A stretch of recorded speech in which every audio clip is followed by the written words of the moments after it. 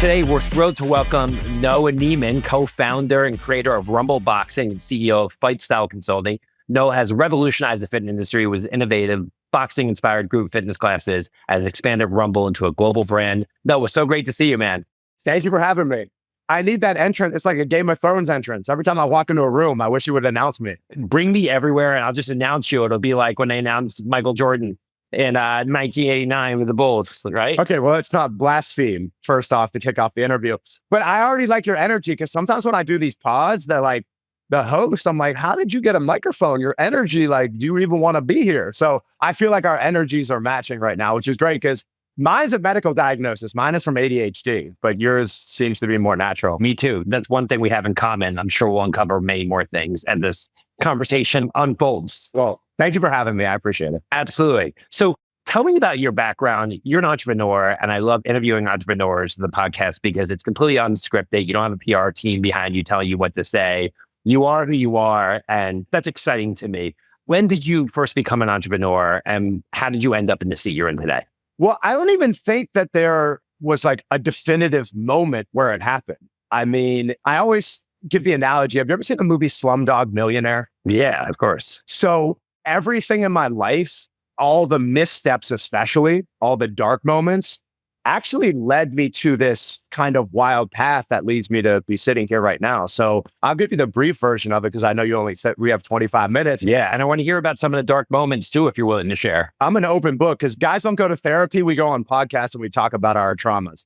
So that's fine. I'm down to share because again, my entrepreneurial, I guess, journey was kind of by happenstance, to be honest. I never planned it. And if I did plan it, I probably wouldn't have succeeded because I wouldn't have been able to capitalize on these moments as I did. So I grew up in Pittsburgh, Pennsylvania, diagnosed with ADHD and anxiety, depression at a young age.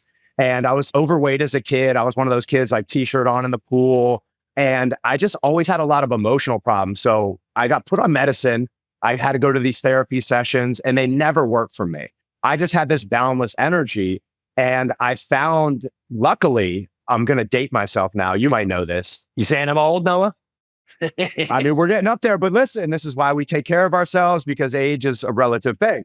So I would get in the mail these AOL 50 free hours of internet CDs, and my parents wouldn't let me on the internet. And so I would download, I would make up fake accounts and I'd get on the internet and I happened to find like bodybuilding.com or something. It was this like rudimentary website back in the, I guess the 90s that had all these bodybuilding tips and kind of fitness tips. And so for some reason, I started to just dive into this world, not professionally, obviously, I was a kid.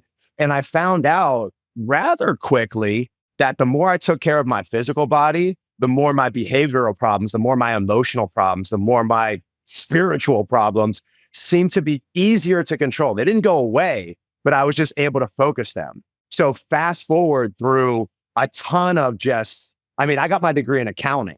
My first job was at J.H. Cohen, a mid-sized accounting firm in Midtown Manhattan. And now to be sitting here talking to you about starting one of the arguably the most impactful boutique fitness concepts of modern time with its expansion and its impact on communities, that's a crazy journey. So again, it was just everything that I learned about fitness and martial arts, which I took up at a young age, boxing and strength training and jujitsu and football, all of these principles I applied to my personal life and my professional life. And it's taken me to where I am right now. So you're working in an accounting firm, probably in your early 20s. And you talk about, you always were an entrepreneur, but you weren't an entrepreneur when you're sitting in the seat at an accounting firm. So what happened? Well, listen, I kind of was an entrepreneur, a lot of entrepreneurs, and the statute of limitations is up. And I'm very open about this part of my life. I used to deal a little bit of weed and I used to sell I know a few entrepreneurs. I won't name them, but big Fortune 5. Every entrepreneur I know that's very successful either was a nightclub promoter, dealt weed, or was a bookie. One of the three. Well, guess what? I'm 2 out of those 3. All right. I was just a nightclub promoter. That's it. That's why we get along. So my business partner, Eugene Rem, who founded 10 June, one of the... I celebrate my 30th birthday at 10 June. A long time ago. Back in the day. The universe is aligning. I don't know what I believe in right now, but I believe in some kind of serendipity. And there's a reason we're talking right now. So I used to work. So after my accounting job, well, in college, I sold a little bit to afford the things that I wanted to. Hey man, now it's legalized, right? Yeah, well, this was a long time ago, FBI and all the cops, I think it's 15 years. It was like 20 years ago. You can't get me. And this is all satire. Exactly. Creative liberties. So I used to run to the bathroom like any good Jewish boy. I would call my mom in the middle of this accounting profession and job. And I'm like, I have to be destined for more than this. Like I would be crying literally in the stall. And the funny thing is I was actually pretty good at my job because I was kind of, as accountants go, I was kind of outgoing and I kind of had a different personality and a unique flair. Like I had my tattoos and I had my little thing. So I would always get booked from clients because they wanted to hang out. They wanted me to audit their businesses. So my bosses, even though I was kind of checked out at the job, they would give me a raise. I would go in to quit and they'd be like, all right, how's an extra $5,000? And then there was this one pivotal moment where my boss at the time, he had this big corner office overlooking Rockefeller Center and it was beautiful. And he was like, Noah, you're really good at what you do, but you're just not focused. It's like, do you want to be here? He was like, look at this. And he pointed to his things in the office. And he was like, if you lock down and focus in a couple of years, like you too could have this. And when I tell you that my heart sank and I was like, I don't want this. That's what he wanted. I'm like, God bless. And so I quit on the spot. And the funny thing is listen, luck favors the prepared. And so I can't say it was luck, but I was certainly fortunate to be in New York City going through all this because I was able to leverage networks unlike any other city possible, which I'm a big believer that entrepreneur is only as strong as their relationship network and their sphere of influence. So when I left my accounting job, I linked up with this kid and we started a promotional direction company where we would hire DJs, we would hire promoters. So we were kind of promotional directors and we would take over nightclubs and we would run them. And I actually learned more about the service industry, about hospitality, about exceeding and kind of consumer expectations, customer expectations. So I learned all this in the streets of New York City growing up in this iconic era of New York City nightlife where 10 June and Kane and Guest House and Suzy Wong and Pink Elephant and Sweet 16. Yeah. And Marquee and Sweet 16 and Duvet and all these places that the rappers were rapping about. I was fortunate enough to learn how to, again, take care of a customer and at the peak of hospitality in New York City. So I did that. It was like one of those things where it's crazy looking back because I always tell the story about how I hired Aoki, DJ Aoki, at one of my clubs for like, I want to say it was like $750. Maybe it was like 1,500. I don't remember. He was on the come up, right? He's trying to make it just like everyone else. And now he goes for $500,000 a show. And so again, the timing was very fortunate for myself to do what I'm doing now. So fast forward to the housing crisis of 2008, New York City kind of bottomed out. Nightlife went through a big riff, a big hit. So I had left and it was kind of like unfortunate timing. I had some family members that were very sick. I won't call them out because they hate when I do this on a national. It's not often you get cancer and then you have your family member talking about it on a podcast. So I try to be respectful of them, but people very close to me, one had just suffered a heart attack, almost lost her life. And the other one was diagnosed with stage 3 colon cancer. So I moved to Pittsburgh, back to Pittsburgh to my hometown to deal with that and just kind of find my place again after New York City. How was that for you? Was that hard because you were like in the middle of the limelight and all of a sudden it was debilitating? It was like the child star that lost their space in front of the camera and their limelight. Because you're probably thinking, am I ever going to get back to New York? Or is that it? I'm going back home. Exactly.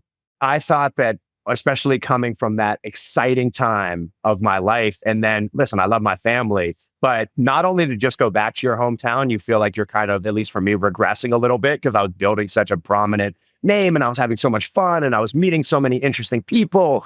I was with Kanye and Jay-Z and Rihanna when they were doing like New York State of Mind, like releasing the song. And I was at 10 June when Busta Rhymes would grab the mic and rap. And I'm like, I can't believe I'm here. So then to go back to your hometown, that's actually probably that moment right there in this year.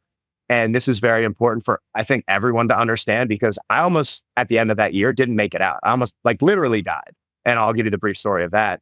Move home, taking care of my family members that are sick, trying to find a way to make a name for myself in my hometown and make some money. I didn't save any money. Obviously, it was all spent on clothes at Neiman Marcus, which is, again, not me, but no trouble. So I got back into drugs and I started doing drugs again and it kind of got out of control. Just to escape from the situation you were in. Yeah. From my family being sick, from me not having a purpose, like idle hands are the devil's playground, especially with somebody with energy like me that needs to focus it somewhere. or I'm very destructive, which is why I try to stay as busy as possible, as often as possible, still to this day. So I remember I was at a Super Bowl party and I was doing drugs and I was mixing drugs that you shouldn't, just because I felt invincible. And honestly, like at the time, I didn't really care. I was going through such a low point that I wasn't thinking clearly. And I remember waking up in the hospital and seeing all of my family there. And that moment right there, like seeing my nieces, my nephew, my baby brother who adores me and I adore him, my mom, my dad, my brother-in-law, like my whole family just looking at me, not with like anger or malice, but just concern. And I would promise myself from that moment that I would never make my family feel that way again. When you woke up, did you remember like how you ended up there? Fuck yeah. I remember every single feeling. I remember the feeling of my eyes rolling in the back of my head. I remember the feeling of like, if I pass out right now, I'm not waking up. And I remember that vividly. And to be honest, that fuels to this day, even though that was 15 plus years ago, to this day, that fuels a lot of my hustle and my fire to continue to push away from that dark spot. I still, despite everything that on paper I've done, I still have that chip on my shoulder and I'm still just that same kid from Pittsburgh that doesn't want to give their family that look in their eye again. So it was such a beautiful, again, serendipitous moment where I got out of the hospital a few days later and I was driving down the street in Lawrenceville in Pittsburgh, Pennsylvania. And there was this guy was hanging the sign that said, Warren Stout, Enzo Gracie, Jiu-Jitsu Pittsburgh. That was a mouthful. That sign must have cost a lot. But they were literally opening the studio. And I had trained jiu-jitsu at Sarah Jiu-Jitsu down the street from Hofstra in Long Island. And that was always kind of my sanctuary where I got to get my energy out, my aggression out. And so I was like, why don't I get back into jiu-jitsu? So that moment, I'm pretty sure that Warren and that crew in Pittsburgh and saved my life, to be honest. And I give them so much credit. So I started training with these guys 5 days a week. And I kind of essentially what a lot of entrepreneurs or especially people in fitness do, we traded addictions. So I traded the drugs and the partying and the sense of the lack of purpose, I should say, with let me train. Let me get with this community of people that just want to see you get stronger and better physically. And then again, it reminded me of me as a kid when I would go to the gym and I would submit to like strength training and football. And I was like lost in that world. It got me centered and focused. And it got all of those like panic attacks and the anxiety I was going through and the drug withdrawals, because I quit cold turkey with no help, no pills, which is very tough. And every time I would feel negatively, I would train jujitsu. So fast forward a year after that, my parents literally kicked me out of Pittsburgh. They were like, listen, you're destined for something more than this. They've always been my biggest advocates. Well, not everyone that has parents that believe in them, right? Not everybody has that. They've been my biggest supporters. Even when I didn't see any potential in myself, I've always had a great support system. And I'm fortunate for that because honestly, sometimes that's all it takes. When you're going through a dark spot and you just have people that believe in you as opposed to reinforcing your own systems of disbelief and distrust in yourself, that could be the difference between success and failure. So I'm very fortunate. Again, what got me to this seat is that Slumdog Millionaire. Every single little thing that's happened in my life is why I'm sitting here right now. And I wouldn't change a damn thing, even though it literally almost killed me. So I got kicked out of Pittsburgh. My parents gave me, again, very open with my story, $10,000. I had no money. I was literally broke and lost. And they gave me $10,000. God bless them. But as you know, in New York City, that doesn't go very far. So I was doing odd jobs. I moved back. I got a Craigslist apartment from this guy, Alex Malishev, who was a Ford model who wanted to sublease his apartment for 3 months while he was in South Africa. So he gave me a really good deal, really good guy. He was like, listen, don't even pay my full rent, pay half rent. I just want something. And so I could afford to stay there for 3 months. That was my time frame. I had 3 months of living. So I'm bartending, I'm modeling, I'm doing like little odd jobs. I'm like, just whatever I can do to survive. I'm trying to get back in the nightlife scene. And then one of my friends asked me, this guy, Micah Jesse, he was doing a write-up on this place called Barry's Boot Camp. Yep. We had JJ, the CEO of Barry's Boot Camp, on our podcast. Exactly. So I always give them love. Again, talk about my origin story. You got to respect the people that helped you get where you're at. So I almost didn't go because I was having a really bad week. I was still suffering from panic attacks and going through anxiety. So I almost canceled that. And again, I'm not sitting there if I cancel that moment. So I dragged myself up. I was like, listen, I feel like shit right now, but guess what? I'm still going to go to this class. My friend invited me. I'm going to show up. So I showed up and I remember being in the bathroom before that class. Literally, I would get panic attacks and my arm would go numb. So my left arm was like feeling kind of funny and I was feeling like short of breath, but the class was starting. The mic came on and the music came on. and kind of startled me a little bit. And I was like, all right, whatever. I got to do this. I told my friend I was going to do it. I got to show up for them. I walk into Barry's and I end up just having the time of my life. I'm sprinting up hills and I'm squatting and I'm like high-fiving my friend. And the trainer at the time happened to be Joey Gonzalez. Joey. Yeah. Joey's actually who we have on the podcast. Yeah. So Joey Gonzalez. So I don't know what happened, but we struck up a conversation. He was like, listen, I don't know what you do. He didn't know that I trained jujitsu, that I had studied every strength and conditioning book in the industry, that I had access to world conditioning coaches and strength coaches, got to learn again, not from a classroom, but from real life. Like I was out there learning and applying in the same light. So he asked me if I wanted to train there. They had just opened a week ago. And Joey is now the CEO of Barry's Boot Camp. So he was a trainer and he became the CEO. Well, he was a trainer, but at the time he was also a partner. So he wasn't the CEO at the time, but he was a partner at the time. So I didn't know that. But that's where he got started. He got started as a trainer. Yeah. As a trainer. So much like my story. So each one, teach one. So we end up striking this conversation up and he asked me if I wanted to be a trainer there. And I was like, I never thought about this, but yeah, sure. So I ended up going through all the trainings and stuff. And they gave me one class Monday night, 9 p.m. And that's a very hard sell. 9 p.m., New York City, it's late. So I would show up sometimes and 3 people would be there, then 7 people, and then 1 person, and then no people would be there. And I'd walk home all disheartened. But then 10 people, 20 people, 60 people with a wait list.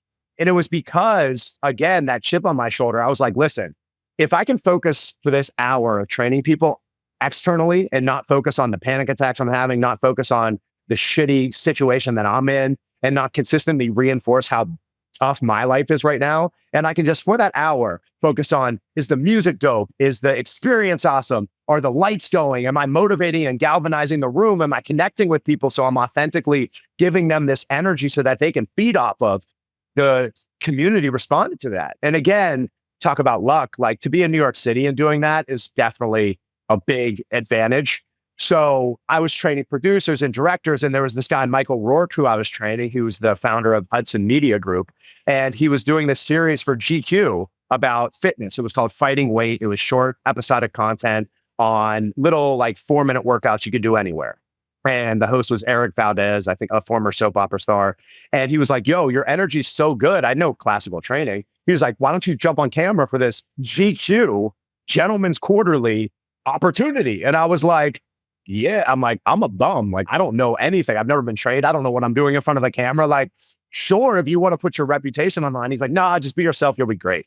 So I was like, all right, cool. I mean, I'm still, again, filled with a little doubt because I've gone through this trauma and I'm a little shell shocked still about what I've been through in my past and all the dark spots. But I showed up. And again, when the camera went on, it was like us talking right now. I just, for some reason, even though I'd never been on camera, I just felt at ease.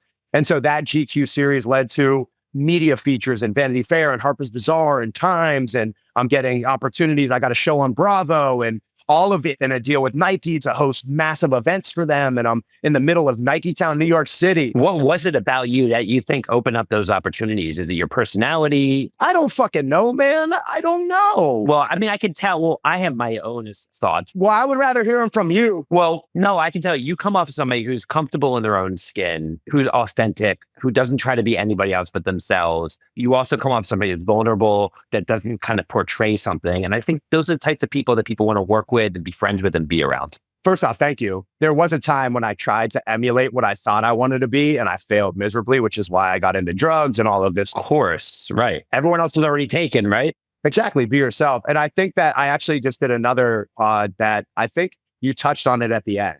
This is very important for entrepreneurs. Be somebody that other people want in the room. And being somebody, it's not about portraying something. It's about developing your own unique taste palette by ingesting as much as you can so you have a specific and diverse point of view. I try to do everything. I try to understand different walks of life, different points of view, different genres of music. I try to watch different movies that I might not like. And I'm trying to consume as much as possible so that, one, I can identify trends and see kind of what's out there. But two, you find yourself. You're not in an echo chamber and reinforcing what you think you're supposed to be. You're being vulnerable and being out there. And one, meeting so many diverse people, you know, the Pink Floyd line, all you touch and all you see is all your life will ever be. We got one run at this shit. We don't have the reset button. We don't have Game Genie to get more lives. So I try to Jim Carrey yes man everything I can. And hopefully it's put me in a position to be articulate and educated and well-rounded enough where people want me in the room. And obviously for people starting out, you're not going to have that diverse taste palette. And you might not be as lucky to hang out with Kanye and to hang out and to get that input from extraordinary people. But it reminds me of one of my first clients, this guy, Rick Gerson, who was a mentor and a good friend. He said something that was pretty profound. He was like, listen, I didn't have two pennies to rub together. And this guy, Rick Gerson, self-made billionaire, there's no reason I should be in the room with him. But the reason what he said and why he wanted me in the room is, listen, you bring this consistent, boundless, positive energy. I want to be around that. So when you have nothing to give and you have nothing, I guess, tangible to offer, bring your motivation, bring your energy, bring your positive attitude. Because in a world where there's a lot of negativity and that negativity is consistently reinforced in social media because that's what gets the clicks, be that as authentically as possible. And sometimes you do have to fake it, to be honest. I don't always wake up like, hey, let's fucking go, buddy. But as authentically as you can, be that person, be that positive energy, be that well of inspiration and that backbone for other people who may need it. And you'd be so surprised at where that could take you and what rooms you'll be sitting in because of it. So again, I'm just here because of that and the rooms that I got to sit in where I'm very fortunate to be in. So fast forward out of Barry's to Rumble, I built up my brand within the parameters of Barry's or I guess under the umbrella of Barry's for a long time, 4.5, 5 years. But it was like, all right, what's next? ADHD is a very sinister but beautiful disease, I guess, or disorder, I should say, because when we accomplish something, we don't ever like give ourselves a medal or pat us on our back. We're just kind of relieved that it happened. We're like, all right, I did it. Now what's next? I learned from my mom, you're only as good as your last sale. So I accomplished all these things within Barry's and I was making great money and I had the Lambo and I had the things that I thought were going to make me fulfilled. But when I got those things, I was like, cool, what's next? Yeah. And that's what people don't understand about entrepreneurs. And people are like, how is he still working? He has so much money. It's like, it's not about the money. And it's as soon as you buy something, you're like, okay, what am I building? Because it's about what you're building. It's about the journey. Exactly. So it's been an amazing story just hearing how you got to the point where Rumble was created. And obviously Rumble's a brand that so many people have heard of. It's made such a big impact on the fitness industry. So tell us about the story of Rumble and given this crazy twists and turns of your background, how you got involved in this venture. So story of Rumble is, it was almost a thing that never happened, to be honest. So I was at Barry's boot camp. That was my first foray into the fitness industry. Now I'll quickly rehash. So I had this wild year of drugs and almost ODing and getting kicked out of my home city of Pittsburgh, Pennsylvania with $10,000 in my bank account and trying to make it in New York and going to this Barry's class. And fast forward a couple of years working with Barry's, becoming the master trainer, becoming pretty much a prominent face of that brand, which again was not my brand. I was just leveraging that platform to build my own personal brand at the time. And Eugene Rem, who's the founder of Catch Restaurants, nightlife impresario. So she reached out to me and he said, hey, I see you posting all these videos of you boxing. And I had already built up my name in New York and kind of nationally by doing some national press and media and television within the Barry's brand. Would you ever want to start your own concept utilizing the boxing? Because in my classes, I was always trying to work in boxing in another brand. And I said no, because I'd finally dug myself out of the hole, which there was a lot of hesitation because I was scared to go back to where I was. I had that chip on my shoulder. I had a path. I was on the train tracks. I was driving the train. I was shoveling coal into it and things were going great. So it wasn't like I left because there was anything bad going on in my life. It was just, I had this fear about losing everything. So Eugene hit me up. He's this Brighton Beach son of immigrants, he's very headstrong. And again, he always tells the story differently, but Eugene, I'm gonna tell it the way it is. I said no for literally 6 months, but he is a very persistent man. So for 6 months, I let fear stop me literally in my tracks from achieving something. You just didn't know if you could deliver. Like Eugene's been very successful and he's trying to get you involved and you're just like, can I do this or not? I don't even think it was the fear of not being good enough to start my own thing. It was literally like I would wake up and think about what Eugene had offered and I would flash back to being in my basement in my parents' house in Pittsburgh, like having panic attacks, sitting with my dog and just trying to figure out like what I was going to do with my life and being paralyzed. And I was so afraid because the momentum was there with me. I had Uncle Mo on my side and I didn't want to kill that momentum, especially to start something brand new in a very, as everyone will say, a very saturated industry, especially in New York City where fitness concept. Yeah, you had Soul Cycle at that point. You had Flywheel, Barry's. They were everywhere. Equinox, etc. Everything. It was not even that. Orange Theory, there was 1,000, and then mom and pop's gyms. It was like Starbucks in New York City. So after 6 months of Eugene, hey, let's go for a smoothie. Let's just talk. Let's see, like, if you know of anybody that can help me start this new concept, because he was an investor in Flywheel and he wanted to balance out his portfolio with something healthy. He had catch, which was not unhealthy, but it was just a different pursuit. And he wanted to get into fitness, which was also a very important thing in his life. He was on his own little fitness adventure, getting strong and getting healthy and getting in shape. So fast forward the 6 months of him really hammering it home, like, we should do this. It's a great idea. There's nothing else out there like this. We can do it uniquely. He asked me to come to a meeting with these other two guys who ended up being the co-founders, Andy Stanzler and Anthony DeMarco, at Soho House and Meatpacking District. So we all met up, and within those 6 months, I had a little composition notebook, and I had already been ideating the idea of Rumble. I want to punch things. There was literally, I think I mentioned this, but there were 3 principles, 3 tenets that I wrote on those college or high school composition notebooks. And the first principle, the first tenet was, I want to punch shit. Second one was, I want to listen to rap music. Because at the time, the fitness industry was very EDM, very poppy, very top 40. And that wasn't what I listened to growing up ever. So it wasn't really doing it for me. And I was always at Barry's trying to, instead of playing Taylor Swift, I was playing Method Man, I was playing DMX, I was playing Ice Cube, I was playing NW, like all that stuff. So that was the second principle. And then the third principle was, I want to do dope shit with dope people. Because again, when you're working for another brand, you have no control of who's involved in that brand. You have no control over who's hired. You're just kind of a mercenary.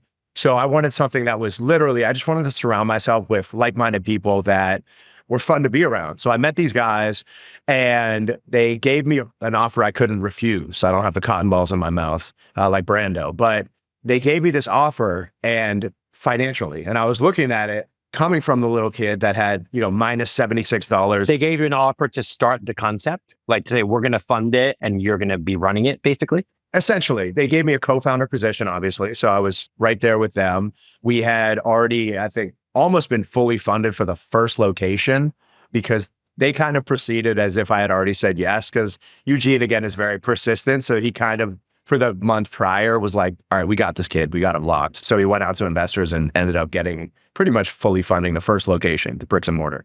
So I remember they gave me this offer and I was like minus $76 in my bank account, sometimes putting food back at Key Foods in Alphabet City because I couldn't afford it. And that's not easy in New York when you're that age and you're out and about and you have to portray a certain vibe. And the reality is you're struggling behind closed doors. 100%. I mean, by the end of my Barry's tenure, I was very stable. That's why I didn't want to leave. But in the beginning, I had first moved and first started training as a profession.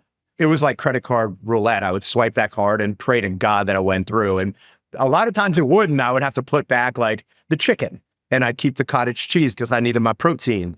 And then I'd swipe it again and they'd be like, it's still no good. And I'd have to put back the cottage cheese, but I keep the tuna fish cans. But New York, man, you learn to be scrappy. You learn to work with whatever resources you have, which is why I love that city so much. So they gave me this offer that was like something that I never, ever thought that I would ever be able to achieve. And I remember I ran out and first person I called was my mom. And I called her and I go, listen, these guys are offering me this like insane offer to like found this company with them.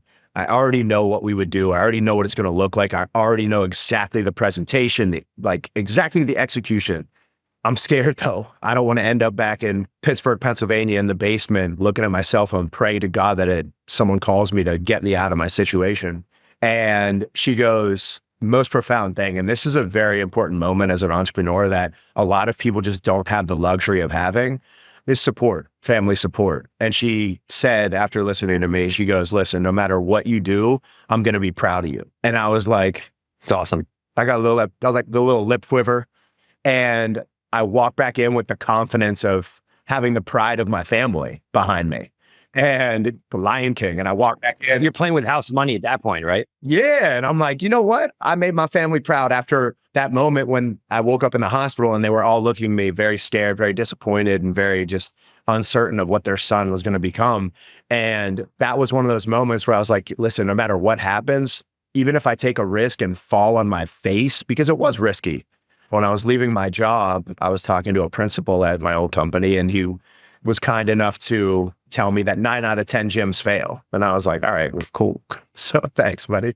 So 9 out of 10 gyms fail. So knowing that, I felt I wasn't fearful anymore. And I have this tattoo that's from Shakespeare, it's from King Henry, that says, fearless minds climb soonest unto crowns. And so I looked at my arm, I got this in college. And I looked at my arm and I was like, how dare I have this tattoo and fake the funk? I was like, I got to be fearless. I have to go for this. I have to. So I did. And then the rest is pretty much history. I mean, we opened up January 9th, 2017 to a wild fanfare. I think before we launched, we had over 100 pieces of press because Eugene in his own right, myself in my own right, we had built up this kind of brand awareness, our personal brand awareness. Was it the newness of the concept, Noah, that it was boxing? No. Like, besides the founding team, like, what about it was unique, and why do you think it ultimately took off the way it did? It could have been fucking badminton. It's the people. I always say this. It ain't what you do, it's who you do it with and how you do it. But that's really indicative of who you do it with. So it was just, we had a powerhouse of personalities. We just had a backbone behind the brand that was at least undeniably interesting to watch. So you have these kids that, you know, we've been building up our own thing in New York, and Eugene has built up Cash Restaurants, iconic, 10 June, Aben Arthur's great. He's just a serial entrepreneur. I had built my name up at Barry's and was training some of the biggest people in the world. And obviously they have a big mouthpiece, so they're talking about me. So it's just, we had a lot of eyeballs on us, but that also put a big crosshair on our back, because imagine if we opened up January 9th, 2017, and it was underwhelming. But I thrive under the fire. So again, not many, like, I'm very fortunate. We're very fortunate because there's so many concepts, so many things in and outside of the gym that they open and shut without a whisper. And like I said, we were, before we even had our first studio open, I'm doing morning shows, I'm doing Cavateur, I'm doing all of these really cool Shake Magazine, Muscle and Fitness, like all of like everybody who's been supporting Eugene for over a decade in New York, supporting me for over 5 years as a trainer, group fitness trainer in New York City. We had that support. And so when we launched, of course we had something unique. Because like I said, we listened to hip hop, which was pretty unique at the time in 2017. Not a lot of studios were playing hip hop. I mean, I think you had some yoga studios that were trying to play some hip hop. So that in itself was actually kind of... But boxing itself is something that was never, at least to my knowledge, something that you could consume in a class, or was it? I will give all praise to what I think is the godfather of Rumble, Michael Olajide Jr., who had aerospace. So Michael Olajide Jr. was a professional boxer who ended up losing his eye in a match. And that obviously ended his career. So he had this cool eye patch. He would always wear the Jeremy Scott Adidas with wings. And he had this studio in Meatpacking District, coincidentally, not too far from where I had signed the deal to become co-founder of Rumble Boxing. So he had this thing called Aerospace, where in the 90s and early 2000s, he was training everybody. He was Adriana Lima, a supermodel's boxing coach. And Adriana Lima, AKA Hot Lava, she was one of those early pioneers in making boxing cool and making it prominent and taking it out of the gyms of Gleason's and Mendez and Fortune and Trinity and bringing it kind of to the mainstream. So it was always around. It was just never kind of penetrated the zeitgeist in hip hop culture. It's interesting because there's a couple of takeaways that I have from your story. One of which is, like, if you weren't posting social media content like you did, then this opportunity doesn't happen. Right. So I think one lesson is, like, put yourself out there, and no matter where you are in your life and your career, because if you don't, you're closing out opportunities. If you're not in the consideration set, then you have no chance of something fortunate happening to you. So why were you posting? What were you getting out of it? And I guess, what advice would you have for people that maybe were in the situation you used to be in, that have something to say or do something different, but are afraid to put themselves out there on social media? Why did I put myself out there? To be honest, it wasn't for anybody else. It was for me. It was to keep me accountable. because when you're vulnerable and you put out your pursuits, you put out your passions, especially on a bigger scale than your personal network as social media tends to be. Even if you have 100 followers, that's generally more people than you have in your personal day-to-day life saying, hey, you've been posting boxing, you haven't posted your workouts, you haven't posted anything in a few weeks. Like, what's going on? Are you good? So social media definitely kept me accountable, but it also, for so long, for those years that I was in the basement and I was inside and I was reclusive, I didn't like that. I didn't like that. It was very lonely. So social media gave me an outlet to share what I love with the world that I had repressed for years. And it was fun. And it's the likes are cool. And that gives you a little shot of dopamine and you're chasing the treasure. But I was an early adopter of kind of, they say now, like, you're your own personal brand and make sure that you're putting yourself out there and you're building your own brand. And oftentimes that becomes a little disingenuous because we're putting out what we want the world to see as opposed to putting out what we actually are. For me, I just wanted to showcase what I did. So it's honestly like my first post on Instagram, I don't remember what it was. I was a late adopter to Instagram. It said, it was a post of me holding my dog and flexing. And I was like, folks, this is pretty much what you're going to get forever. I'm not going to change because that's what I love. I love my dogs and I love to work out and I love to apply the principles of training into my entrepreneurial and personal life. That's it. That's what I like to do. And I talked about this for 10 plus years and I've never wavered in my execution. I've never changed. And it might be boring and it might be redundant, but oftentimes the soil of success is that redundancy, is that commitment to doing what you have to do just with that same passion, even though you've done it 10 trillion times before. Yeah. So looking ahead, you talked about the origins of Rumble and why you think it was a success. Where is Rumble today? And where do you hope to take it moving forward? What are some of the opportunities you have your eye on? Tyson, he's very excited for this part, the future. He wants to know if he could still afford gourmet Wagyu beef for his meals. So when you build something based on authenticity, you don't have to worry too much about the direction in the far future. I focus on putting one foot forward, one step forward every single day and executing on what I believe to be true, which is that composition notebook. I want to punch shit. I want to listen to rap music and I want to do incredible things with incredible people. If we follow those three principles, the music will change a little bit. The artwork that we adorn on the walls will change a little bit with the times. But in its essence, Rumble's going to remain Rumble until the last brick falls. So it's my goal as a founder, as much as I can, to maintain that authenticity, to make sure that as we scale, to make sure the lowest analogy I can come up with is Roy Kroc. You want to make sure you're not selling hot dogs at McDonald's. And you want to just make sure that as much as you can innovate in the margins, you don't want to completely reinvent your brand. You don't have to do that. That's where a lot of brands fail when they think they have to totally change their vernacular and lingo and how they present their brand just to adapt to times. I think those little kind of marginal innovations as you progress while staying rooted to your original ethos is super important. And that's solely my goal.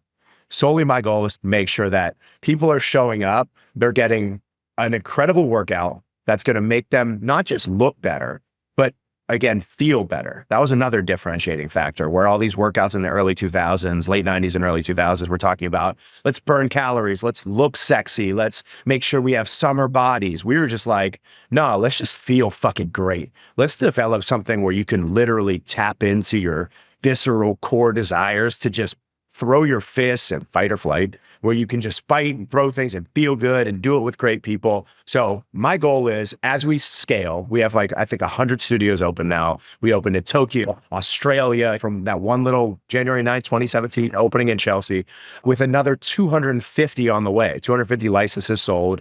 I just want to steer the ship the best I can as it grows like wildfire and just make sure, again, it's an authentic representation of what I wanted to bring to the world and the experience, more importantly, the experience and the feelings that I wanted our consumer, our clients to walk out with.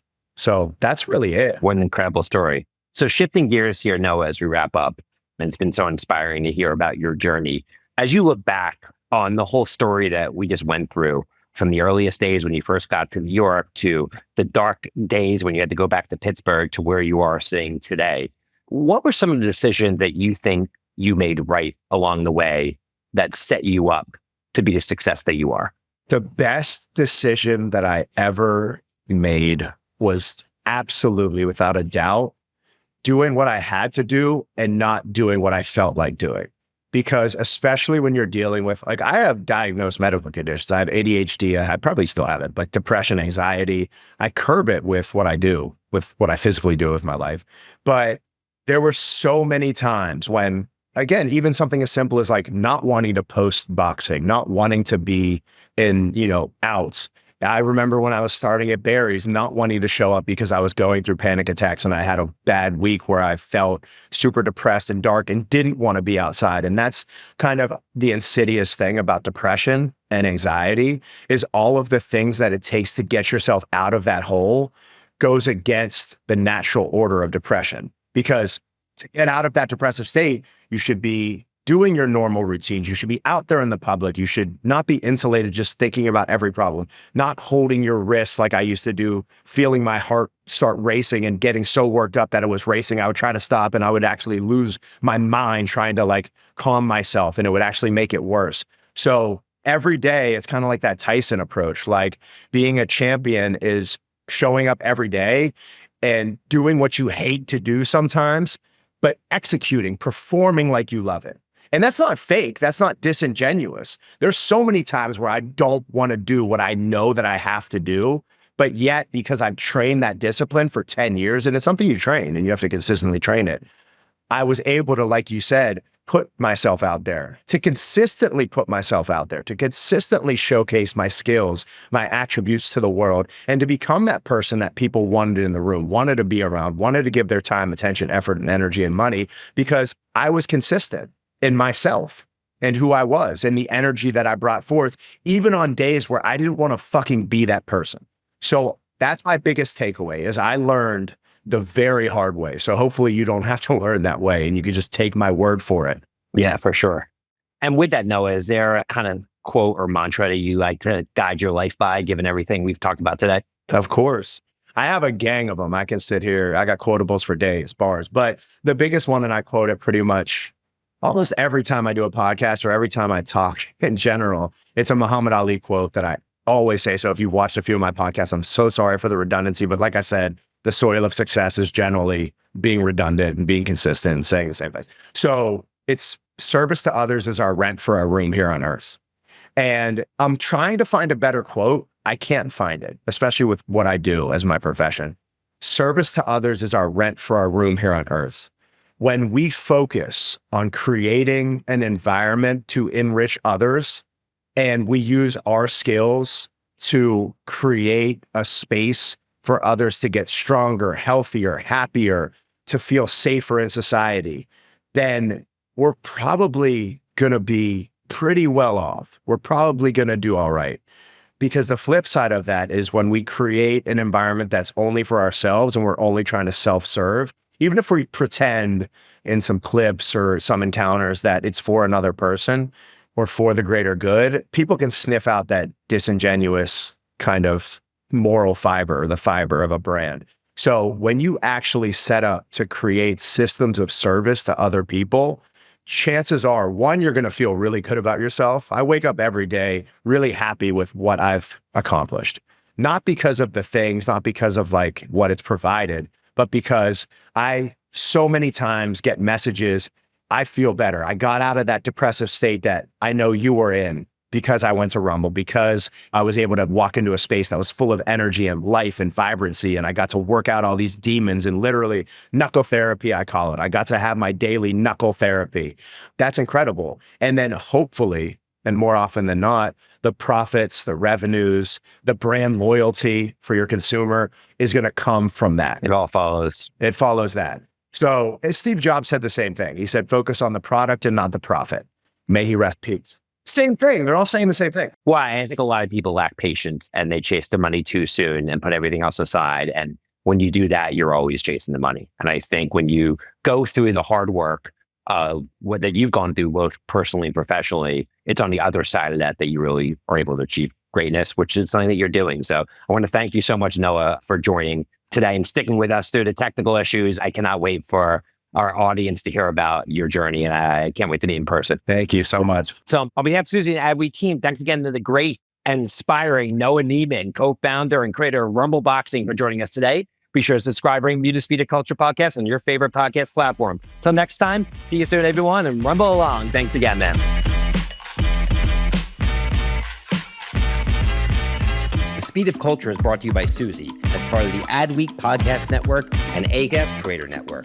You can listen and subscribe to all Adweek's podcasts by visiting adweek.com/podcasts. To find out more about Suzy, head to Suzy.com. And make sure to search for The Speed of Culture in Apple Podcasts, Spotify, or anywhere else podcasts are found. Click follow so you don't miss out on any future episodes. On behalf of the team here at Suzy, thanks for listening.